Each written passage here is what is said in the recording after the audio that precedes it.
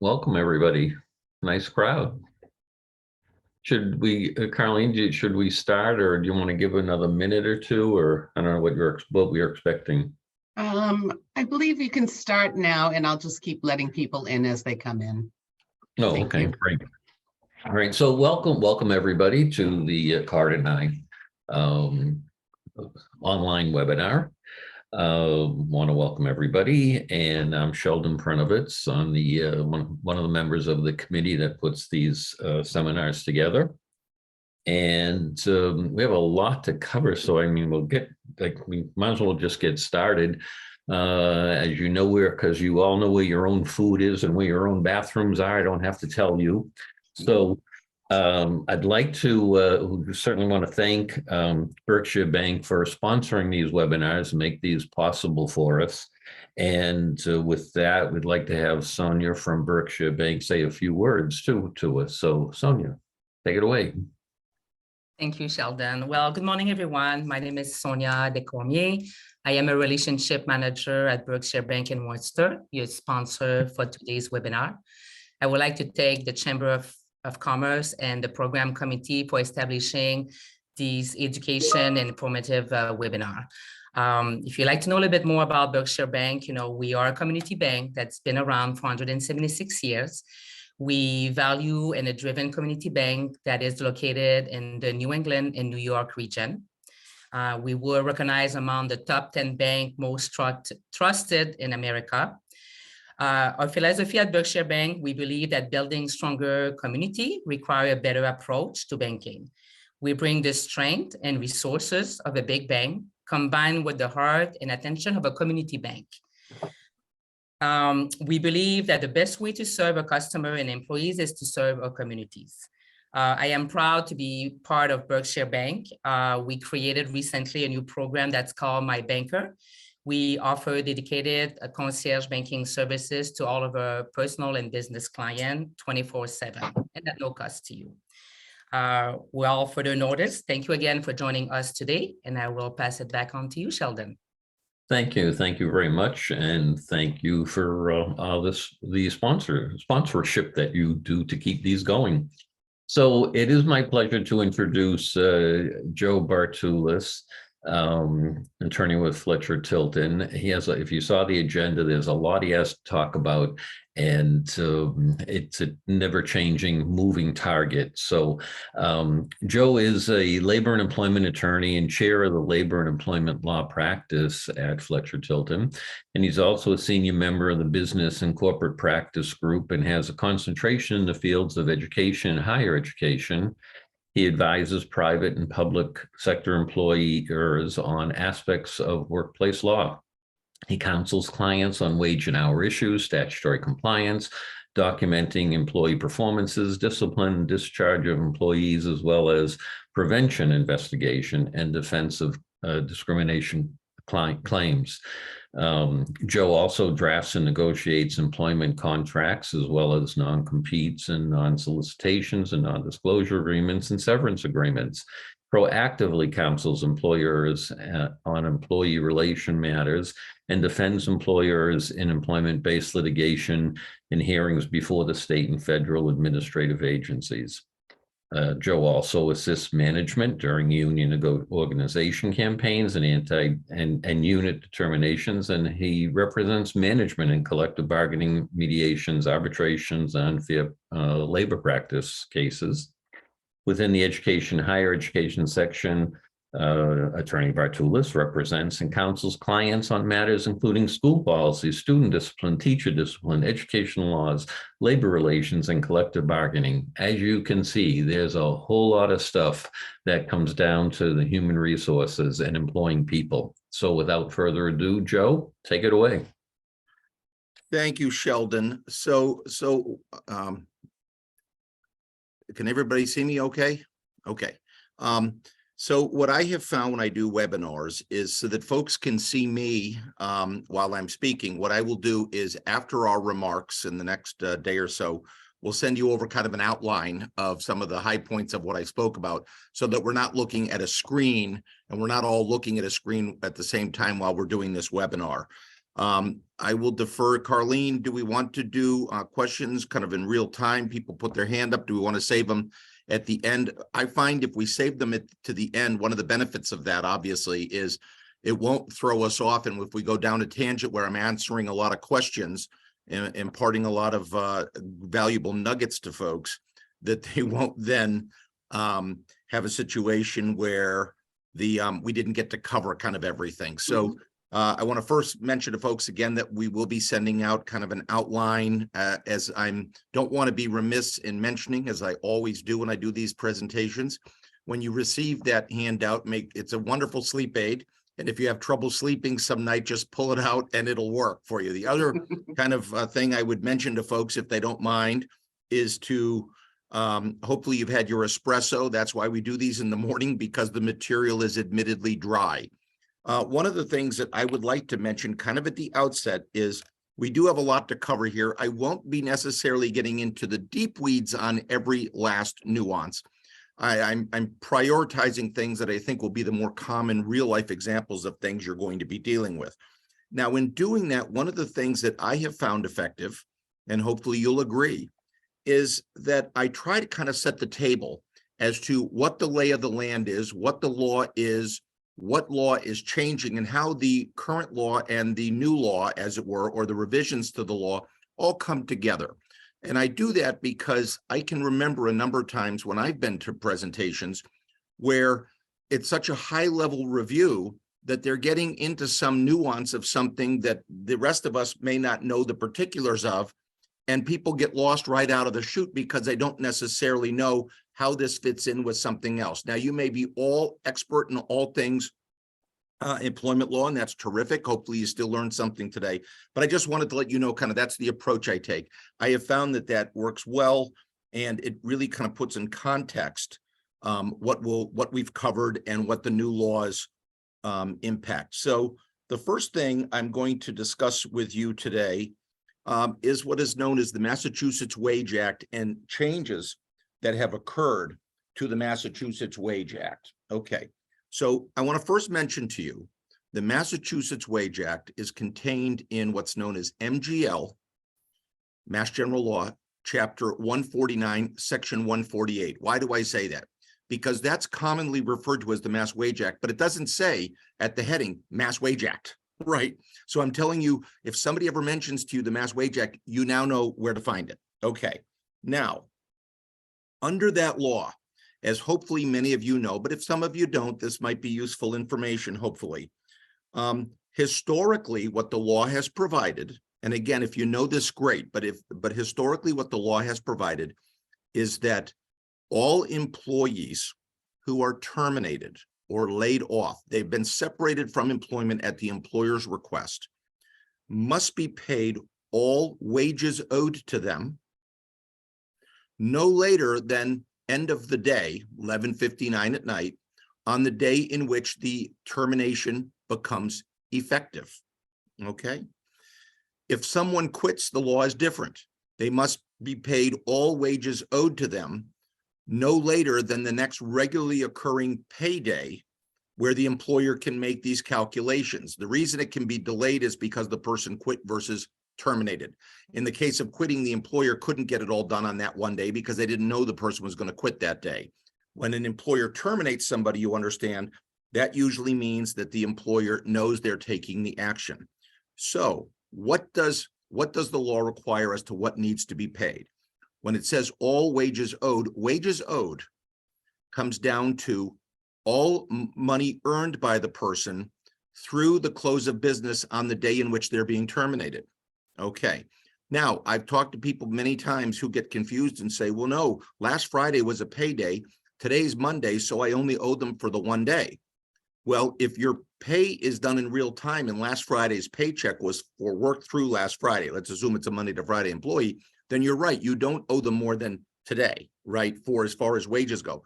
But many times, as you may know, under the Wage Act, and again, I said this was dry material, under the Wage Act, you can delay the payment of people up to 6 days following the end of the pay period to which the money's tied, which means that last Friday's paycheck may actually only be through the prior Saturday. Here's the point.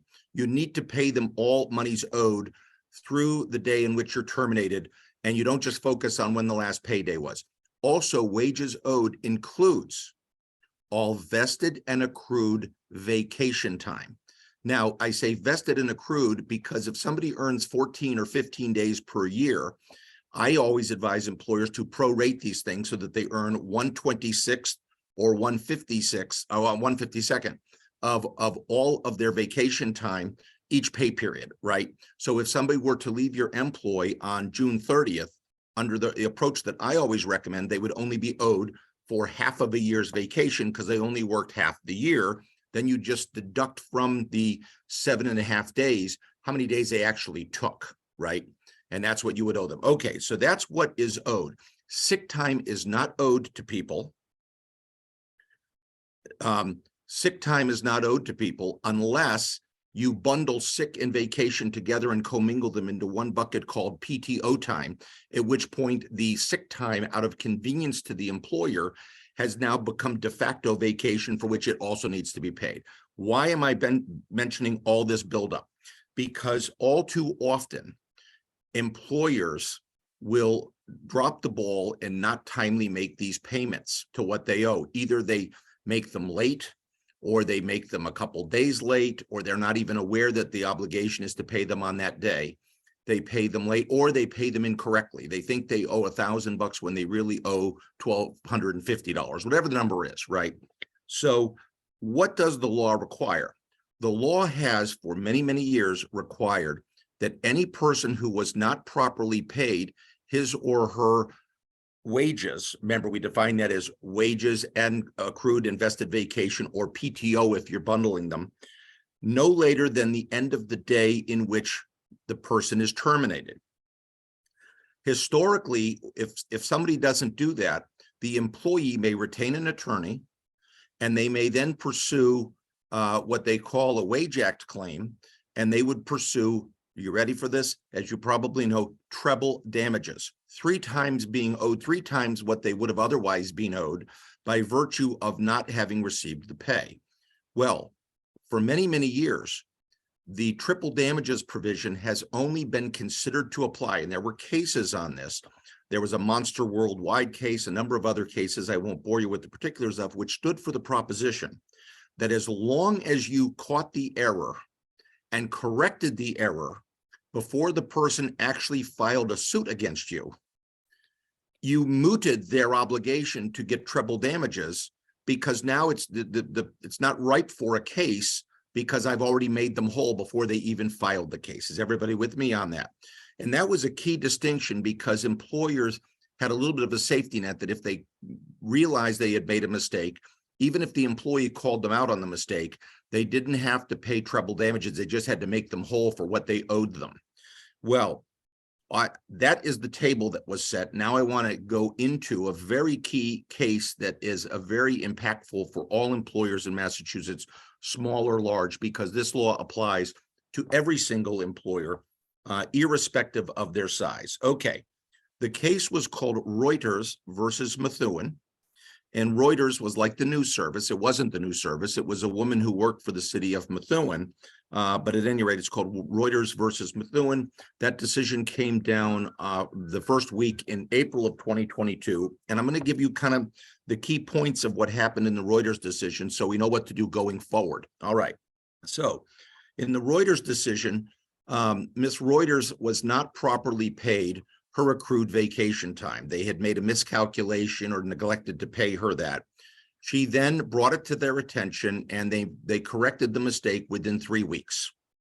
They owed her X number of vacation days.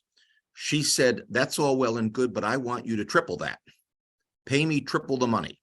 They said, no, Monster Worldwide, there's a number of cases out there. I don't know what Methuen said, obviously, but they took the proposition that said, we don't owe you treble damages because we've made you whole, we've corrected the mistake, and you have not filed a suit or brought a claim with the AG against us.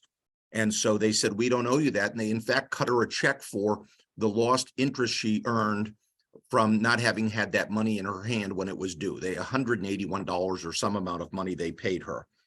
She took it all the way to court, and the court in Massachusetts decided that that the law is a strict liability statute, meaning the only relevant question or two relevant questions, and this is imperative that you keep this in mind.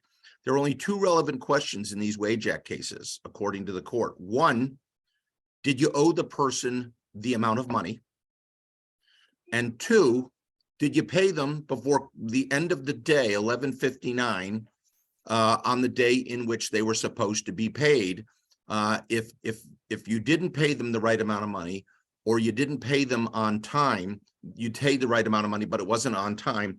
In either of those events, the individual may may file a claim and seek treble damages. And here's the key, which is why I did all the buildup, is it doesn't matter that you caught the mistake and paid them even a day later, right? So now let's assume that you owed somebody $800 and you didn't properly pay them and you paid them 2 days late. Well, that's the single damages, is the 800. When they want treble damages, they would get the remaining 1,600, you understand? They don't get treble on top of you having corrected the mistake. They're entitled to a total of treble damages. So you would now owe them 2,400 and you've paid them 800. Okay. So that's one of the kind of the key things to keep in mind. Now, that is, again, a very important case that we want to be mindful of, because I don't want to see any of you folks getting jammed up and not properly paying. Now, people say to me, well, what about remote workers? What about people who might be out today? What about, people who I want to pay by way of live check? Well, so let's think about that. Here's one of the tips that I would give you if for those of you who are attending for free. This is, I guess, a free nugget, right? Worth the price of admission. But the key is that the employer, if they know they need to terminate somebody or lay somebody off, my friendly suggestions are twofold. The first one is to, behind the scenes, take whatever steps you need to calculate what you owe them and generate the live check or get the direct deposit ready to be paid. And then either hold off notifying the employee of the termination a couple days until you get all those things ironed out, or tell the employee, we're terminating you today, Wednesday, but it's effective on Friday, because you notice I said they have to be paid no later than the last day on which they are an active employee. Well, if they're an active employee through Friday, even though you're letting them know on Wednesday that they're being relieved of their duties, you still have until close of business Friday to pay them all the money owed through close of business Friday. Is everybody with me on that? Hopefully people are, those of you who are still awake and listening. So that's one of the keys to take away, is that you can put that off. Now, some people say to me, well, what if I didn't expect people to, I didn't know that this person was going to try to punch the supervisor. It's 3 o'clock and now we've got to let the person go. How do I comply with this law when I didn't have any reason to know this morning that I'd be terminating this employee? And that buying yourself a couple extra day approach really works well. Okay.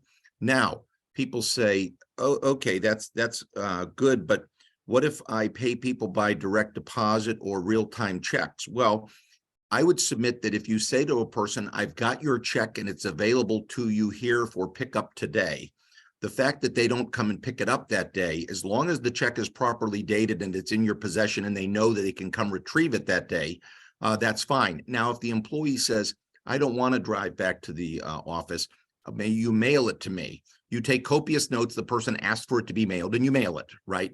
But you're doing it now at their request. What you absolutely don't want to do, and this sometimes happens, is generate the direct deposit and all of a sudden the person comes in on that last day, they're going to be terminated, and say, why did they get this check for $1,000 in their deposit today? Because you jumped the gun, you paid it too quickly. So I just wanted to mention that. If anybody has any further questions, you can absolutely, Carlene will provide you my information, and you can contact me with any further questions. So without further ado, I'll move on. I just wanted to point out that that is probably one of the most important things that we can do that. Now, the question was just posed, if you fired today but say they'll be termed on Friday, no, you have to pay them anytime between now and Friday. You have until the end of the day Friday to make that payment. That's why you give them the extra couple days. The key, though, is that you actually pay them for Thursday and Friday.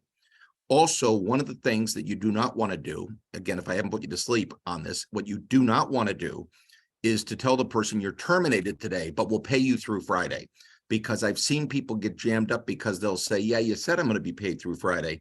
But if they're paid through Friday, well, how does that gel? So the key is, if you listen to what I said precisely, I said you tell them they're relieved of their duties today. They're on paid administrative leave, not to do any work for you and not to report to the office, or better yet, you let them leave the office, make them turn their keys in, but they're still, quote, an employee through close of business Friday. Okay.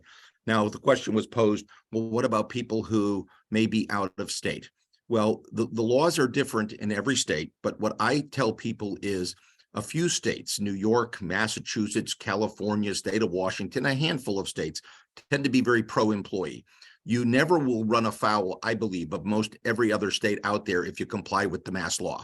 Now, if you get jammed up and you find you didn't properly pay somebody on time and they're in another state, that may absolve you of the treble damages. But again, I would always err on the side of caution, what I call belt and suspenders approach. And I say belt and suspenders because you know it's a fashion accident to wear a belt with suspenders. That is not to be done, but it ensures your pants don't come down. Okay, that's the key to the belt and suspenders approach. Okay, moving right along now to the next thing I wanted to mention to you has to do with independent contractors and the changes that have occurred on that. Without getting too deep into the weeds, independent contractors, as you know, are not employees, and they are people who receive a 1099. If somebody works for Acme Widget, and Acme Widget is a vendor of yours, and you pay Acme Widget, that's not an independent contractor. An independent contractor is an individual who is paid in his or her name without taxes having been taken out. So if you're writing a check to an incorporated entity, an LLC or an incorporated business, Inc., right, or corporation, those are vendors. They're not independent contractors. This is when you hire John Smith, Susie Jones, Betty Boop to come do work for you. And you say to him or her, I'm going to hire you as an independent. I'm not hire you. I'm going to retain you as an independent contractor, not as an employee, or better yet, they've asked to be paid that way. In Massachusetts, one of the key things to keep in mind is that, and federally, any of us who are paid as an independent contractor, by definition, we're denying the state, the federal tax, the state tax, and we're denying the government the FICA tax, which we all pay, the Social Security and Disability. Now, you might say with a wink and a nod, yeah, but the employee's supposed to, the worker's supposed to report all that when they pay his or her taxes. I get it. But the fact is that they're not an employee and they may not pay those. So your revenue, your Department of Revenue and the IRS disfavor that kind of approach because they don't like that to apply. Okay, next. The other thing is, if they're not an employee, they don't have the safety nets that Massachusetts provides, which would be what? Workers' compensation protections and unemployment, right? So the state very much favors people being employees rather than independent contractors. But the law does allow for that. So I want to tee up for you. I won't get into the weeds on these, but I wanted to tee up for you. There are really kind of three standards that apply. There is a federal standard for the definition of independent contractor, and that is usually found most notably in a 1987 IRS revenue ruling. I believe it's called Revenue Ruling 200, doing this all off the top of my head, but that really enumerates a 20 bullet point test that you look at to determine whether somebody is an independent contractor or not. In states that do not have independent contractor statutes per se, that would be the controlling law. In Massachusetts, we do have an independent contractor statute. In fact, we have two. There is one under the Wage Act. It's found in MGL Chapter 149, Section 148B, capital letter B. And it enumerates a three-part test to be an independent contractor rather than an employee. The second one is found in the unemployment statutes, and it determines how the DUA, Department of Unemployment Assistance, determines whether somebody's an employee for purposes of classification of independent contractor or employee. If you mischaracterize somebody as an independent contractor, not only will you likely be obligated to cover the both employee and employer portions of the FICA tax. You won't be responsible for their state or federal tax. That's their responsibility. But you will also likely be responsible for overtime if you paid straight time to people who worked over 40 hours. The other thing you'll be responsible for is making a penalty payment for the lack of workers' compensation insurance for this person who should have been characterized as a W-2 employee. And finally, you also will have to make a payment to unemployment for what should have been an employee characterization. So these are kind of the nuances of what we've got going on. Okay, so what do we have here? One of the things that happened in 2022, which is why I'm telling you all of this by way of setting the stage, is this case called Tiger Home Inspectional Services versus the Mass Department of Unemployment Assistance. So what happened is Tiger Home Services is one of these companies that before you buy a house, they will come out and check to see if everything is work. It's the proverbial home inspection that we're all aware of.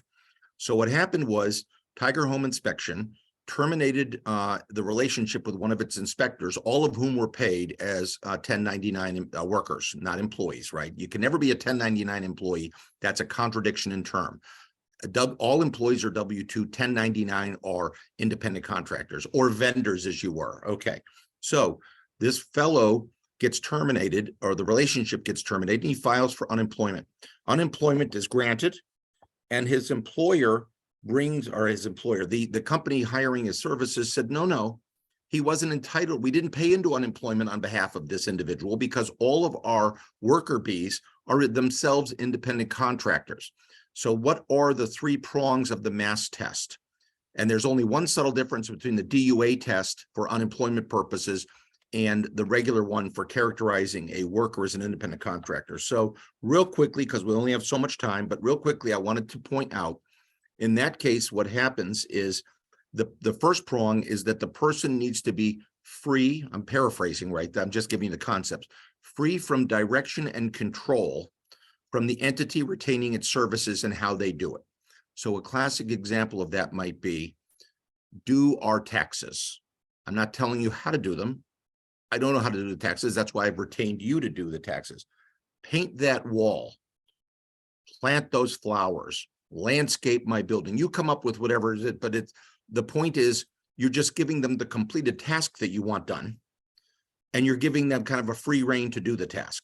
The second prong of the independent contractor test, and all three must be met if somebody's going to be an independent contractor. The second prong is that the person must be providing a service that you yourself do not have W-2'd employees providing.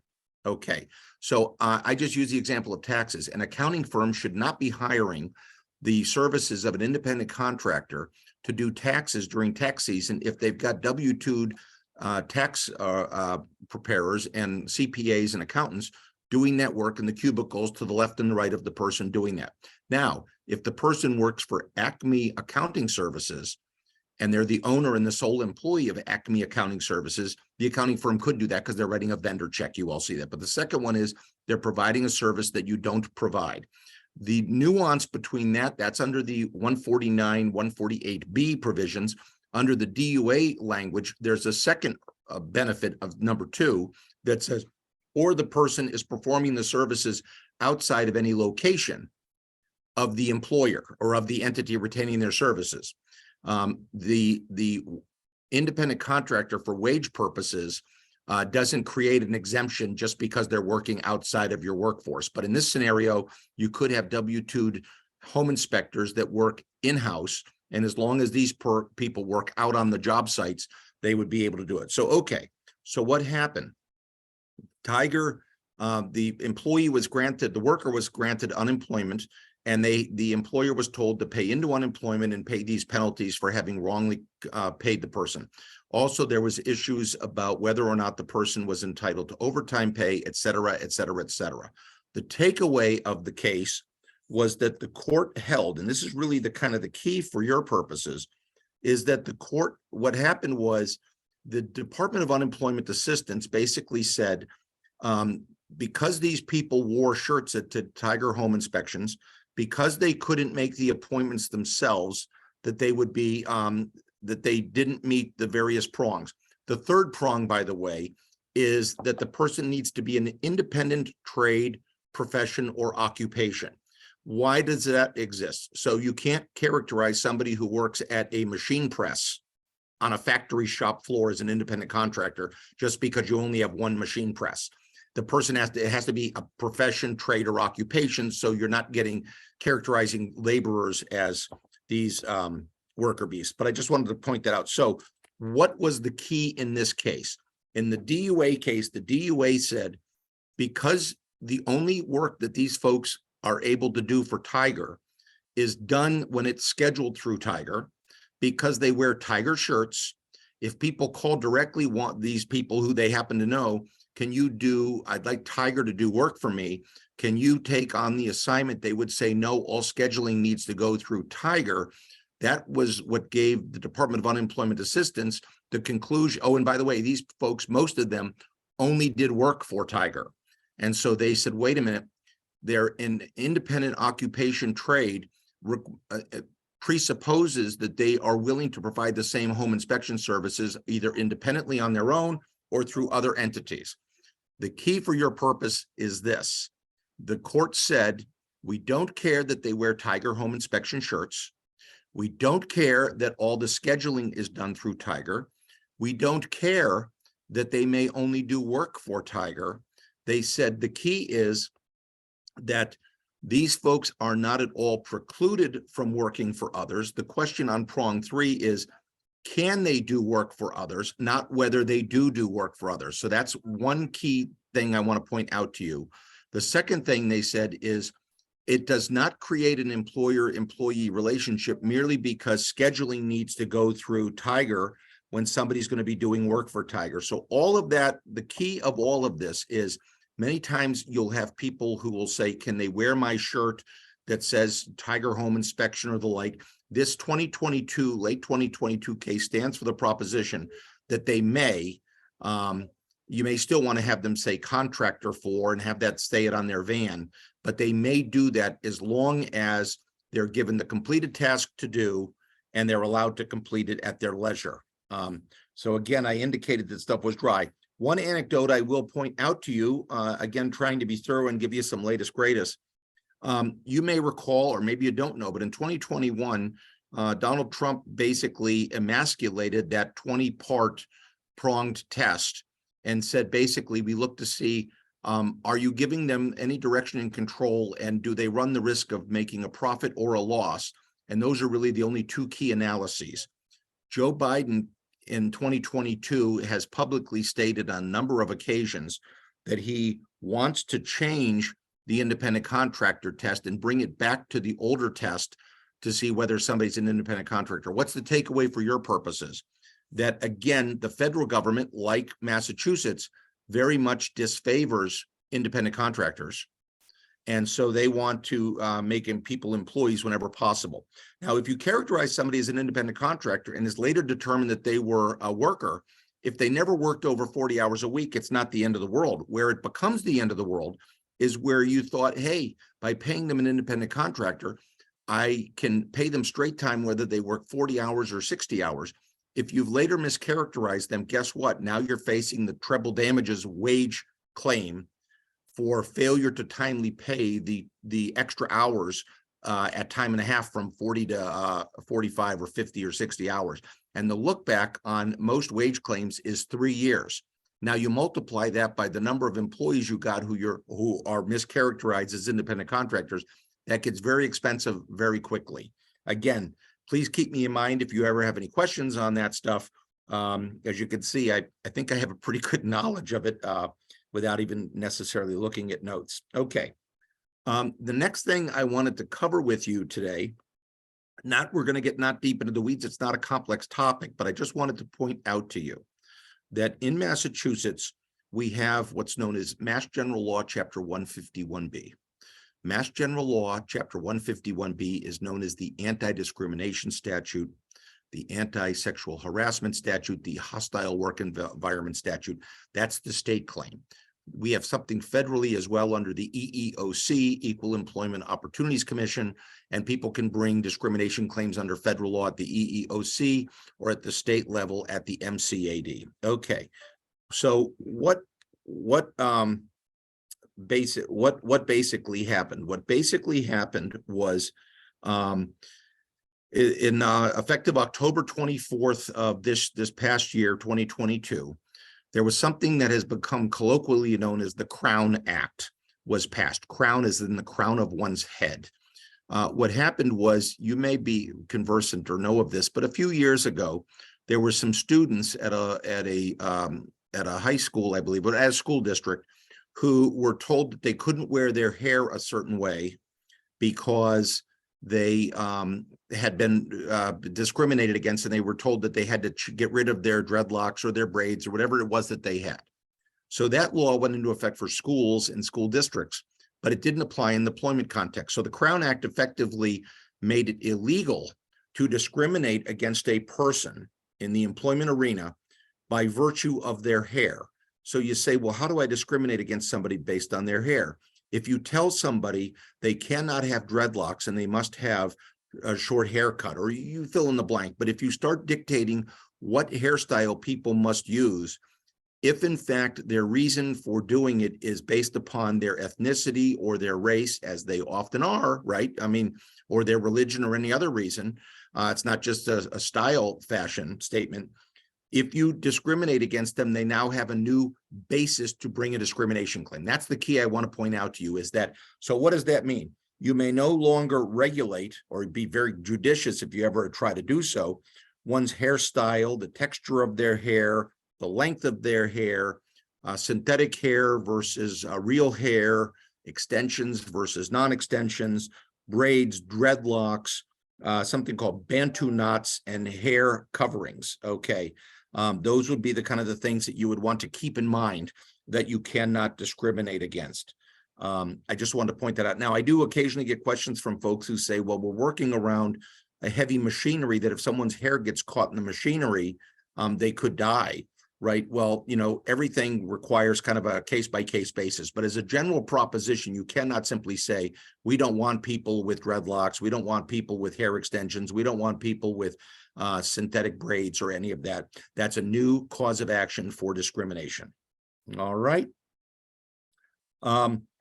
The next thing I will point out to you, kind of moving right along in the time we have, we're covering a lot, folks, but I want you to remember that if you have any questions, you can certainly reach out to me, and Carlene can give you my contact information. This is a labor of love when I do these, but my hope, of course, is that you think of me if you ever need these services, right? And we can get into some more detail, but okay. So the next thing I want to cover is just some small changes as it relates to what is known as the Massachusetts Paid Family and Medical Leave Act. All right, the PFML. Many of you are conversant in that. Maybe some of you aren't. We're not going to get into the weeds. That would take a whole morning to get into the weeds on that. But I just wanted to quickly tee up so we're all on the same page.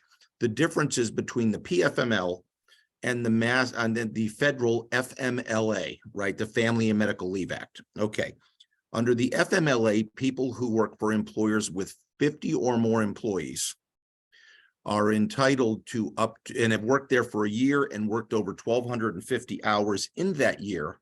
They're entitled to take up to 12 weeks off for what's called a serious medical condition or other indicia, right? We won't get into the weeds on that. The PFML is very similar to the FMLA with a couple key distinctions I just want to tee up. The first one, of course, is it's not limited to 12 weeks. It's 12 weeks if it's a family member that you're tending to, but it could be up to 20 weeks if it's the individual's own injury. So that's one distinction from the FMLA. The second FMLA distinction is they don't have to have worked for you for 1,250 hours, nor do you have to be an employer with 50 or more employees. A third difference between the FMLA and the PFML that people need to remain mindful of is the people for whom you may take the time off to care for is expanded. So it doesn't just include immediate family as the FMLA does, but it includes grandchildren, parents-in-law, domestic partners, and a number of other people. Okay, now, what is one of the things that have changed? There were only a couple key changes, but I wanted to point out that you all know that all employers with employee contributions are supposed to take a payroll deduction, take money out of people's wages and remit those to what's known as the Massachusetts Department of Paid Family and Medical Leave. As most of you probably learned in November, for notifying your employees in December. And if you haven't, time to do so is now, is to put up the poster that enumerates what the 2023 standards are for with regard to the PFML. But high picture for you, big picture, is the contribution rates for employers with 25 employees or more has dropped from 68/100ths% to 63/100ths%. The contribution has changed. For employers with 24 employees or less, the contribution has gone from 0.34% to 0.318%, 318/1000ths%. That's the change. The second change is that the increased benefit, and we won't get into the weeds on how benefits are calculated, but at any rate, the maximum in 2022 that anybody could ever receive, the highest was $1,084.31. That law has now increased by $45.51, so the max is now $1,129.82. One of the things I want to point out to you, and I think that this is beneficial to all of you, hopefully, is that with regard to the PFML, there is one key distinction with that in the FML, two key distinctions that a lot of times people overlook and miss, and I don't want you to do that. Okay. So the first one I want to point out is under the FMLA, the employer may require an employee to draw down what they call applicable time off, right? So if I've got 100 sick days, or I'm not 100 days, I got 50 sick days, and I'm going to take 60 days off the 12 weeks for FMLA, the employer could say to me, you're out sick, you need to take those as sick days, right? Now, if the employee is caring for a family member, even if the employee wanted to take those as sick days, they couldn't, because the employer could say, I'm sorry, but sick days are for your sickness, not your family, and so you could deny them that. We don't need to get into the weeds on that. I just wanted to tee up for you that under the PFML, you may not force them to draw down their accrued time that they have on the books. They will instead receive a check very similar to unemployment or workers' comp. Unemployment is the most analogous because it's through a state agency, where they will receive PFML pay based upon a factor of their pay. But here's the key. You cannot force them to draw down any of the time that they have on the books. So a lot of employers make mistakes on that. And so I wanted to tee that up for you. That's the first thing. Here's the second thing, a practice pointer or a tip for you that hopefully will resonate. You need to hold the job for the person for the entirety of his or her leave. Well, that applies to FMLA too, but there's one key distinction. Under the Massachusetts Paid Family and Medical Leave, and this is important that you know this, it allows that any person who is terminated, are you ready for this? Who is terminated within the first 6 months of their returning from their PFML leave will be assumed to have been retaliatory in nature, and the person can then file a court case, and they not only win the wrongful discharge case if they're successful, but there are a whole host of penalties and other things and lawyer fees that they can get by virtue of having been terminated after they've been back for 6 months. So effectively, my cautionary tale to you is this. Anybody who comes back from a PFML leave should be, for all intents and purposes, treated like with kid gloves in the first 6 months that he or she is back. Otherwise, there is a presumption that they got terminated for retaliation. Now, invariably, somebody asks me, well, what about a layoff where we're shuttering a department, or we're laying off all of our chalkboard erasure clappers because we now use whiteboards? I get it. If it's part of a group layoff, you can absolutely do that. And if the person has committed an offense, like they threw a brick through the wall, or you come up with whatever it is. But if you have action within actionable conduct that within that 6 months, you can certainly do it. But the presumption is, unless you overcome the burden, you as the employer are assumed to have discriminated against the person. Now, what's interesting, and this is kind of cutting edge stuff for you, and I don't know how it'll play out in court, but one of the things I've been following is the following scenario. At the end of the 20 weeks of leave, the employee comes to the employer and says, good news, bad news. I understand I have no accrued time to take sick leave or otherwise, because they would have job protected leave in that case. I've exhausted all of my time off, but I'm not ready to come back yet. Does the employer have to keep holding the job for them or not? And there are some out there, plaintiffs' attorneys, who take the position, if you terminate somebody because they didn't return at the end of their PFML leave, right? They've exhausted all of their accrued statutory leave time, that is by definition a retaliatory termination as well. I take the opposite view on that and say, wait a minute, this retaliation provision presupposes that the person came back. And if the person doesn't come back, how can it be a retaliatory termination when I didn't really terminate them? I let them go or considered them to have quit when they didn't come back. But at any rate, some employers are giving people even additional time beyond the 20 weeks because they don't want to run afoul of a purported wrongful termination. So that's one of these things still to be discussed, but I wanted to point that out on the PFML. Again, the key changes again were the decrease in the contribution rates, the increase in the recovery, and I gave you kind of a couple tips and pointers.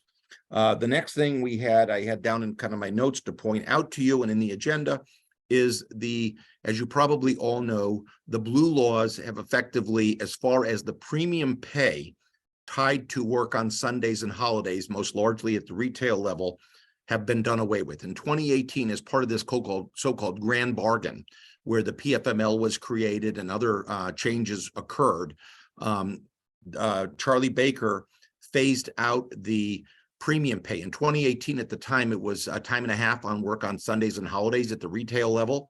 Now it was down to 1.1, an extra 0.1% was in 2022. As of January 1st, 2023, retail employers and anybody else who used to have to pay a premium pay for blue law working, premium pay for working on Sundays and holidays, no longer has to do that. That's really the extent of what I wanted to point out on that, is that is been done away with. Also, as we all know, the minimum wage went from $14.25 to $15. Okay. The next thing I want to point out to you in kind of our agenda items here is something known as what is known as the Federal Speak Out Act that was recently signed into law. Okay, again, you're getting stuff that is hot off the press, as we like to say. So effectively, what does the Speak Out Act do? I could get into way deep weeds with you, but I find that people only retain so much of what you say. And quite frankly, my purpose is to give you the nuggets. And if you remember only the nuggets, you've still been benefited, right? So effectively, what does that do? You've been following over these last several years, the so-called Me Too movement, right?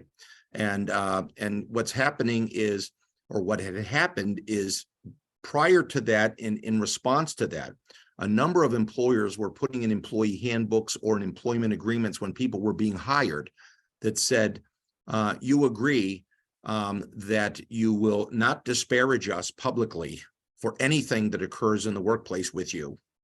And you will not disclose any workplace problems that you encounter. It's basically a blanket prohibition at the outset of one's employment or during one's employment. What the Speak Out Act says at its core is any of those blanket restrictions that prohibit people from making statements publicly or not about sexual harassment or hostile work environments or sexual assaults they've endured that were signed before any harassment had presumably occurred or anybody knew that had occurred are voided, and you cannot have those. You can no longer have those blanket prohibitions. Now, people will say to me, okay, we've got an employee, a male, female, doesn't matter, who's brought a sexual harassment claim. They've got a lawyer, they've made a demand on us, and we settled quietly with them. And as part of the settlement agreement, they agreed to keep the settlement confidential, not to publicly disclose what happened to them, and not to disparage the company or the employee who allegedly harmed them. Are those still valid? And the answer is yes, because those were entered into after the incident had occurred. And you say, well, why would anybody enter into those if I'm the employee after the incident has occurred? Because they received what is known as consideration, which is something of value, usually money, right, to basically sign away any right to bring any claims. Blanket prohibitions about these things where you can't disclose any of this before it's occurred no longer valid under the Speak Out Act. Those agreements that get entered into after the fact have been able to be entered into in the past and continue to be able to be entered into now. That is the key on that. The other thing I want to mention to you about this whole concept of confidentiality and non-disclosure and non-disparagement as it relates to these settlements. There is another law that I want to mention to you that also got passed in 2022 that's of note that you probably didn't see unless you're kind of a nerd and followed some of the stuff the way I do. Okay. Many employment agreements will have in them an employee handbooks. If you believe you've been subjected to sexual harassment, hostile work environment, sexual assault, you will bring those as an arbitration rather than as a court case. Now, at this point, people say, I don't even know what arbitration is. Real quickly, arbitration is basically this. It's a judge for hire, where the parties hire a judge, and it's usually a retired judge many times who have retired from being judges, and they basically judge the dispute. It's not done at the courthouse, so there's no public filings at the courthouse, and here's the key, there's no jury. It's what we would call a bench trial in the court context. It's a arbitrator is effectively a judge who's rendering the verdict up or down. Many employers are of the mind that they get a more even-handed approach to these cases when it's being done through arbitration and there's no emotion being played in front of a jury. Effectively, what happened in 2022 is the court basically said you can no longer require, employers can no longer require across the country that employees who have been subjected to sexual harassment or sexual assaults or hostile work environments can't be forced to bring those claims as an arbitration.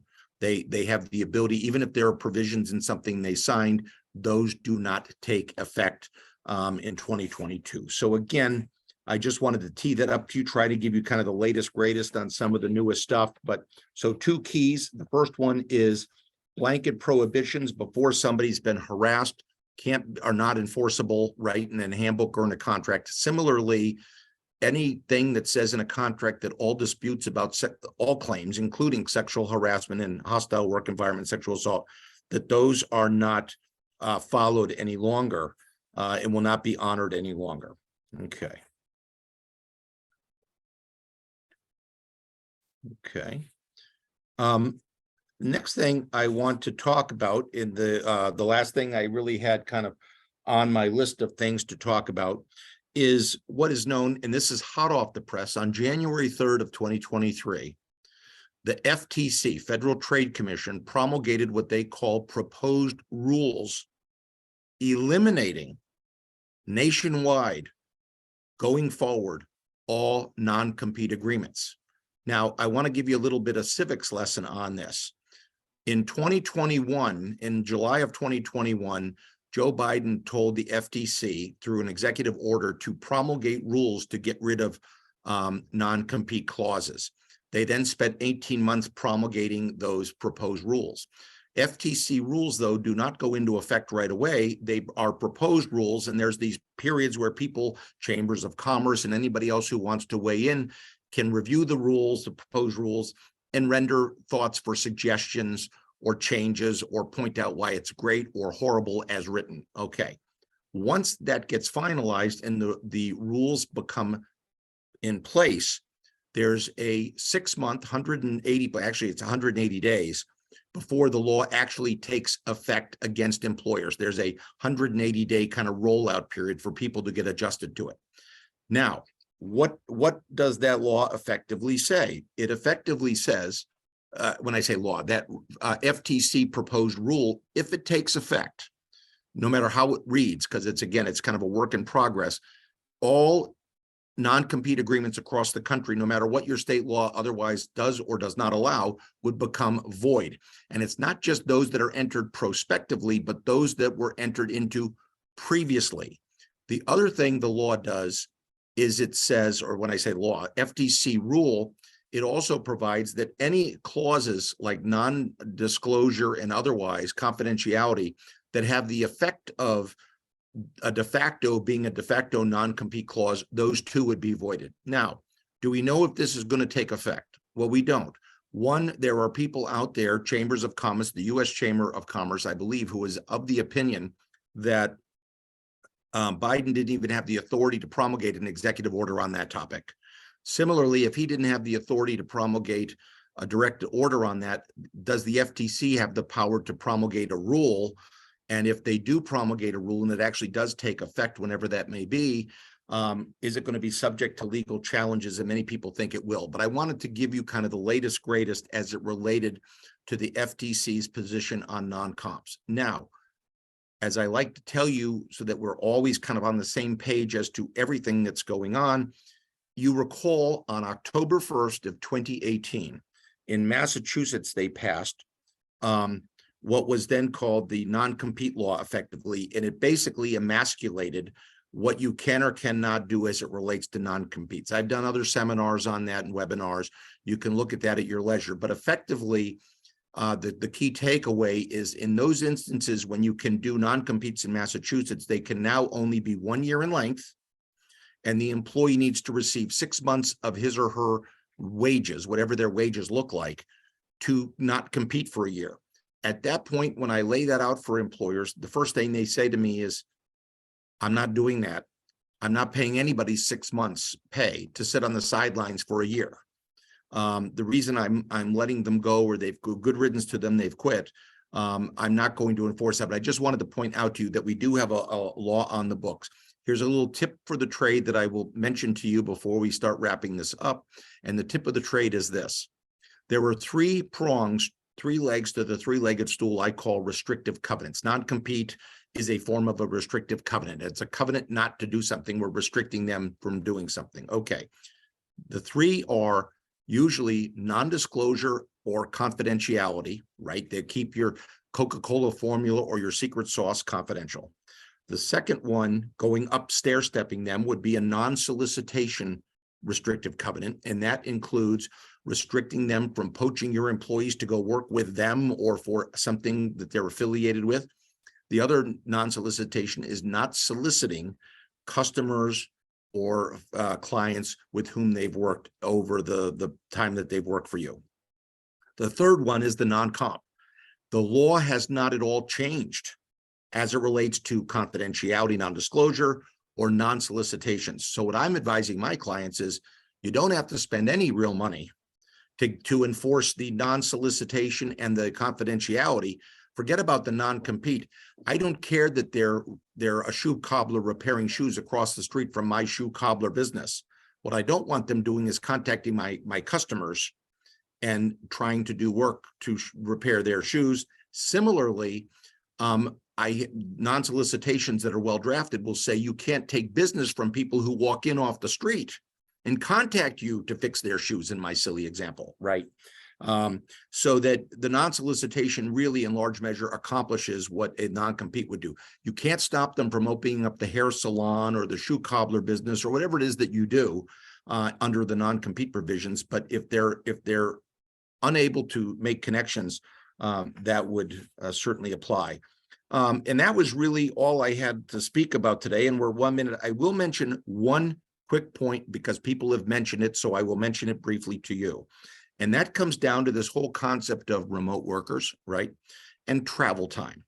As you probably know, when everybody was working in the workplace before COVID, and let's assume that everybody worked at the workplace, commute time from one's home to the office and back was considered commute time and it was not compensable. But now here's the issue. The person starts their day at 8 in the morning and they work from 8 to 10 at home, and then they come in for a staff meeting at 10. And then they at the staff meeting till 12, and then they go back home at 12. Do I have to pay them for the travel time from home to the office and from the office back to home? The belt and suspenders answer would be yes. Why? Because the law since the beginning of time has provided that employers must pay people for any travel or traveling they do once the workday has commenced, right? So if you have somebody working from home and they've already spent 2 hours on the clock, you're going to owe them, I believe, for the time it takes them to get to the office. Now, you may say with a yawn, we do that anyway, not a heavy lift. But I'm just pointing out that if you're trying to do anything differently on that, that I caution you to kind of tread carefully. Now, I'm happy to stay on as long as anybody might have any questions. I've covered big picture, all the things I wanted to cover. I did see a few people put their hands up, but I will let Carlene quickly in the, if I'll stay on for a few extra minutes if people have questions, and we can kind of try to answer them. Hopefully they're questions that might be beneficial to everybody. And I thank you all for having endured and listened to my presentation. I think you'd agree now the comment about the espresso and being wide awake may certainly apply, but I very much appreciate you having taken the time. If anybody has any questions, I'm all ears. Thank you, Joe. This was fantastic. There are a couple questions in the chat, so I will read through them, and I believe you did cover most of the information, but let's just go through them real quick. First one was, if you let a remote employee go, how can you let them their wages the same day if they live out of state? Okay, so a couple of things come into play. If you have the ability to do direct deposit, no matter where they live, you could probably make it on the last day that they're on the payroll. The other thing too is if you are going to mail it to somebody who's out of state, you could buy yourself a couple extra days by saying, I'm going to pay you through next Monday, but I'm letting you know that you're relieved of your duties today. The other thing is if the person works out of state, there's a possibility that they're not governed by the Mass Wage Act. So again, each one of these is a case-by-case basis, but they may not be covered by that. But the best thing to do, of course, is where a person is out of state, for example, you may decide on Monday of this week that you need to terminate somebody, but because of the logistics of where they're located, you might have to put off the termination for a week while you get these mechanics in place, right? And then you could conceivably say, I'm going to overnight you a check. Now, the question comes up, I've overnighted the check, but guess what? They weren't there to receive it, and I made somebody sign for it. Well, I would not make somebody sign for something. I would just use the UPS, FedEx, the Postal Service, Priority Mail. But if you make somebody sign for it and they don't sign for it, then they didn't really receive it, right? I mean, I think the fact that it was delivered, even if they didn't pick it up, you're probably okay. But I would recommend that you not require somebody to sign for it. I'd rather not have proof that it was delivered by them signing it than not have it dropped off at their house. Usually also those tracking orders will say, delivered it at 11:59 a.m. at the house, right? And so you can go by that. So I think you should be fine. What else have we got? If you fire today, but say they will be terminated on Friday, will you have to pay them on the later day? Yes. But we got to be careful. You can't fire them today. You put them out on it. You tell them they're relieved of their duties. They're put out on paid administrative leave, but they're terminated effective Friday. If you tell them they're fired today and they're going to be paid through Friday, they could run down to the court and say, fired equals fired equals fired. The employee would argue that they're supposed to have received the pay today, right? So you do not use the word fired or terminated. You say you're relieved of your duties today and pay them through Friday, or better yet, you may just wait till Friday to meet with them, Yeah. right? So you build yourself the extra 2 days to do the legwork. This one you just answered. If they live out of state, does the law still apply if they're not in Massachusetts resident? And we just covered that. Yeah. If an employee W-2 earns commission for services, example, hair, spa, how does earned sick time accrue, and at what pay rate would it be paid if it's required to be paid? Okay, so that's not one of the questions that topics we were covering today, but guess what? I'm a wealth of useless information. I know the answer to most of these questions. Okay, earned sick leave law, as my wife says, I'm a wealth of useless information. Okay, went into effect on July 1st of 2015. What does the law provide? It's a safety net, and it provides that prior to July 1st of 2015, employers did not need to provide any earned sick time or paid vacation. The law still applies as it relates to vacation. There's no legal requirement that any employer provide vacation. But now, from July 1st of 2015 forward, they have had to provide what is known as earned sick leave. Now, many employers with a yawn said, we already provide earned sick leave. paid sick leave, at which point most of them were already compliant with the law, because remember, the law is a floor, not a ceiling. So you don't have to increase anything if you're already being more generous than the law. So real quickly, what does the law provide?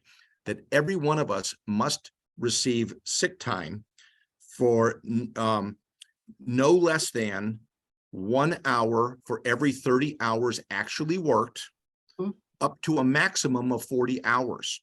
Now, if somebody works approximately 23 to 25 hours a week, they're going to hit that 40th hour of sick time right around Christmas, right? So if they work 40 hours a week on average, they're going to hit it before Christmas. And if they work fewer than 23, 25 hours a week, they're going to run out a year before they get to 40. So they won't even get to 40, right? But with regard to the law, all employers, irrespective of their size, must provide earned sick time. If you have 10 or fewer employees, it's unpaid sick time. If you have 11 or more, you must provide it at 6. So the question about the hair salon, first of all, is if you have fewer than 10 or fewer employees, you don't have to pay them anything. You just have to give them the time off, right? Now, if you have 11 or more, let's use that as our example, 11 or more, what does a day off represent? Well, a day off represents the portion, I would argue, the portion of their pay that I pay, right? Their base wage. I can't anticipate what their tips necessarily are or will not be, or commissions or other things that they get.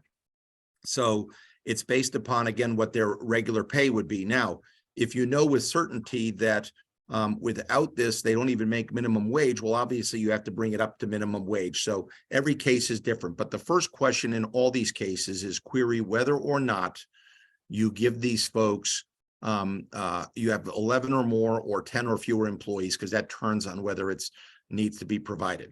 Now, if you say to me, we already provide 7 sick days per year.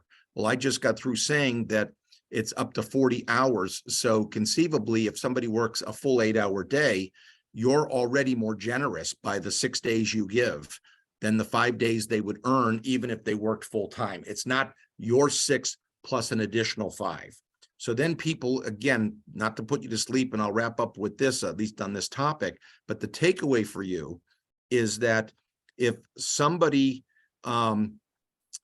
already has a more generous benefit, the only change you really need to look at, or to see if you're compliant with, is whether they're accruing the 6 days you already give them at a rate no less generous than 1 hour for every 30 worked, right? So that you may need to recalibrate how quickly people accrue their time off, especially if somebody works a lot of hours and they work a lot of hours through like July 1st. They could conceivably, under the earned sick leave law, have earned all 40 hours, even though under your plan, they've only earned 3 of the days, because you're giving them out piecemeal like you would vacation time. So that would be where you'd have to accelerate it. One other point I will make about sick leave, the earned sick leave laws, and this question comes up, so I'll mention it, is do I have to allow an employee to take sick time off as soon as they've started? And the answer is no. And while all of us accrue paid or unpaid sick time, earned sick leave, from the time they start working for the employer, they can be denied access to any of the time that they take in their first 90 days of employment, so long as that's written in your policy, so that a person would earn it during the first 90 days, but wouldn't be taking it during the so-called probationary period. The next point I want to make on that is, again, if somebody leaves, they don't have to be paid earned sick time unless you have a PTO policy where sick and vacation are bundled together. Anything else? Just confirming one thing here. We just got another question that popped in. Employers 11 plus are required. Yeah, so that when it says 11 plus are required, what that means is, do you have to make the time off paid? And the answer is yes. There are a whole host of things about when you can require sick notes, how many times the person has to be out. I won't get into any of the weeds on that. Obviously, that'll put people to sleep, and that's kind of deep into the stuff. But if people have questions on that, I can answer those offline for anybody who has anything on that as well. And I believe this is our last question. what if someone gets demoted within 6 months of returning from their PFML? PFML, okay. So it seems to me the takeaway from that is that considered retaliation if they're demoted during the 6 months? And because the law is so new and that absolute question, to my knowledge, has not been opined on in a court case, the only thing I can say is it may be, right? Anything that is perceived as a retaliatory negative, a negative to the employee, and by definition, a demotion would be a negative.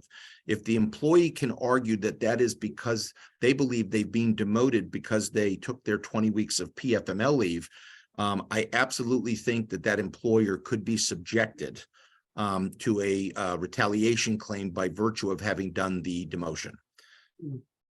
One last point I want to make on the earned sick leave is I said it accrues at a rate no less than 1 hour for every 30, but to a cap of 40. Sometimes people will say to me, do they keep accruing it once they've hit the 40, whether that's in July, August, September, October? And the answer, of course, is no. The spigot, they stop accruing time in this calendar year once in the calendar year in which you're measuring it, once they've hit that 40-hour threshold, if they ever hit it. Okay. Thank you, Joe. Great. Well, thank you all. And as they say on the planes, 3, 2, 1, you can now wake up and raise your tray tables. So I thank you all very much for sitting in, and I very much appreciate the opportunity the chamber has given me to speak. And hopefully you folks will keep me in mind with any other employment related questions you may have. Thank you all. Thank you, Joe. Thank you, Caroline. You're welcome. Thank you all for coming and hanging in there. Thank you, everybody.